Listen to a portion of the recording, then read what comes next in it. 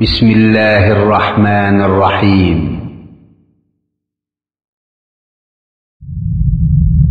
مكتب التعاون للدعوة والإرشاد وتوعية الجاليات بالدمام. ربنا إني أسكنت من ذريتي بواد غير ذي زرع عند بيتك المحرم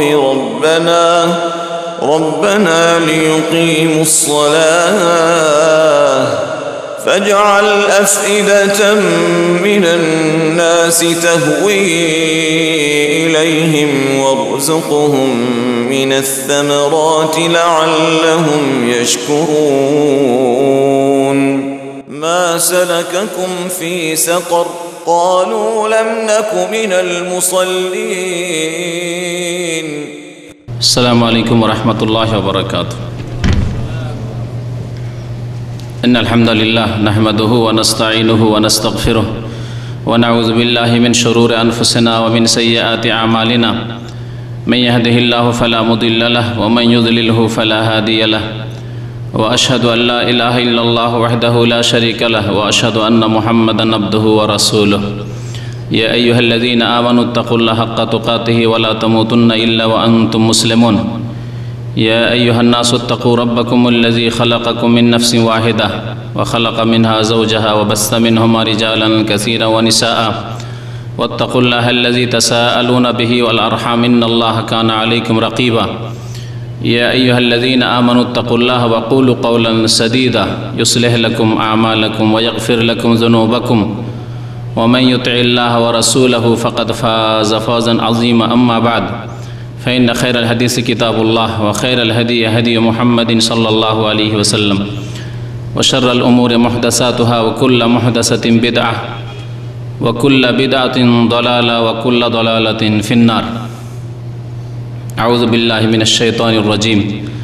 بسم الله الرحمن الرحيم. وأقيموا الصلاة ولا تكونوا من المشركين.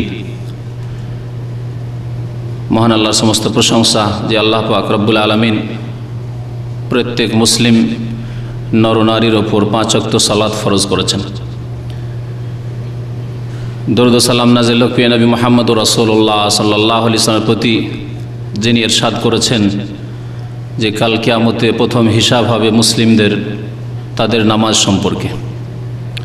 আল্লাহুম্মা সাল্লি আলাইহি আল্লাহুম্মা বারিক আলাইহি। আজকে সালাত সম্পর্কে যা আল্লাহ পাক রব্বুল আলামিন প্রত্যেক মুসলিমের ওপর দিনে 5 বার করে ফরজ করেছেন। এর বিশেষ একটি দিক তা হচ্ছে যদি কোনো ব্যক্তি মুসলিম হওয়া সত্ত্বেও নামাজ ত্যাগ করে, 5 ওয়াক্ত নামাজ না পড়ে, তাহলে তার শরীয়তি হুকুম কি,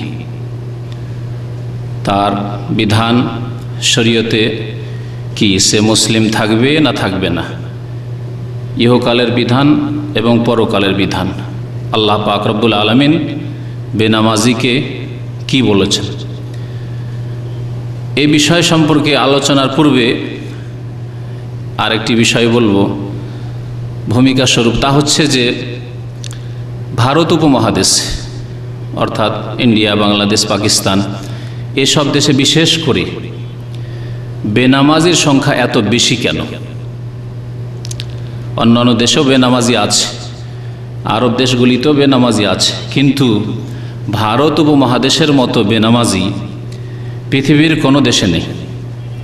অথচ তারা মুসলিম নিজেকে বলে, দাবি করে যে আমরা মুসলিম থাকব। এবং কেউ যদি বলে নবী করিম সাল্লাল্লাহু আলাইহি সাল্লামের হাদিসের এই বিধান যে বেনামাজি মুসলিম থাকে না, তাহলে তাদের জন্য সবচাইতে বড় কষ্টকর বিষয়। তো এই বেনামাজির সংখ্যা আমাদের দেশগুলিতে বেশি কেন? এর উত্তর বেশ কিছু রয়েছে, বা এর কারণ বেশ কয়েকটি রয়েছে। কয়েকটি কারণ উল্লেখ করব।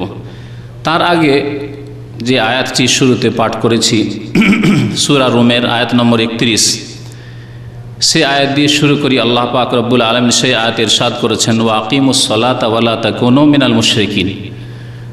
তোমরা সালাত কায়েম করো, নামাজ প্রতিষ্ঠা করো, নামাজ পড়ো এবং মুশরিকদের দলভুক্ত হয়ে যেও না। অর্থাৎ নামাজ না কায়েম করলে, সালাত প্রতিষ্ঠা না করলে মুশরিকদের অন্তর্ভুক্ত হবে। এ হচ্ছে আল্লাহ পাক রব্বুল আলামিনের বাণী, কোরআনে কারীমের স্পষ্ট। বেনামাজির সংখ্যা কত এ সম্পর্কে যদি জানতে হয় তো একটি পরিসংখ্যানের কথা উল্লেখ করা হয়েছে।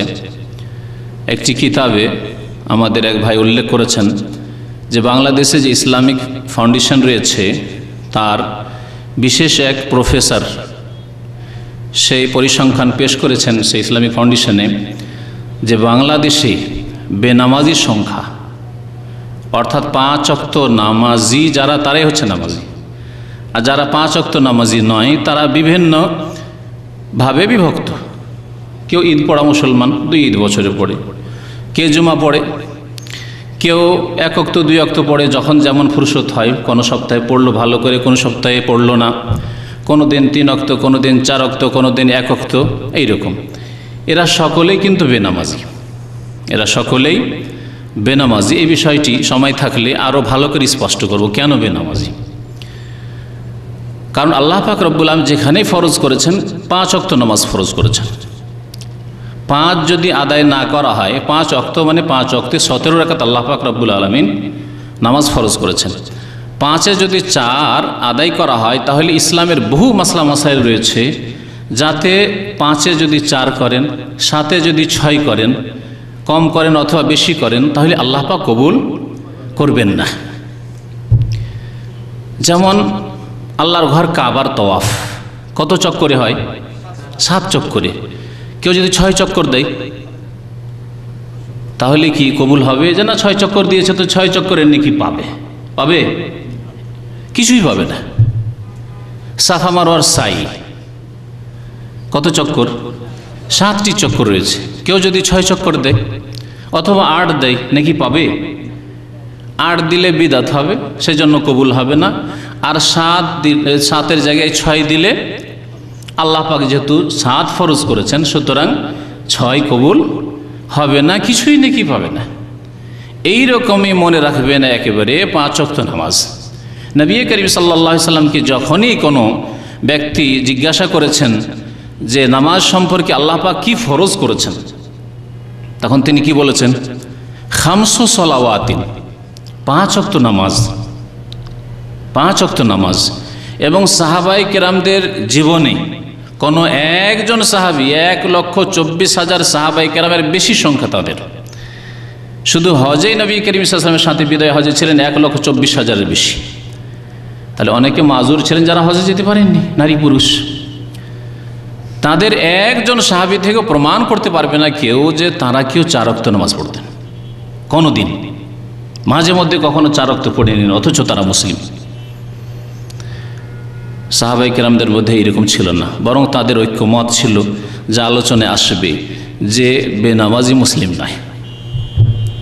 সাহাবায়ে কেরামদের ইজমা ছিল, যে ইজমার কথা আমাদের দেশে বিদাতের ক্ষেত্রে শুনি,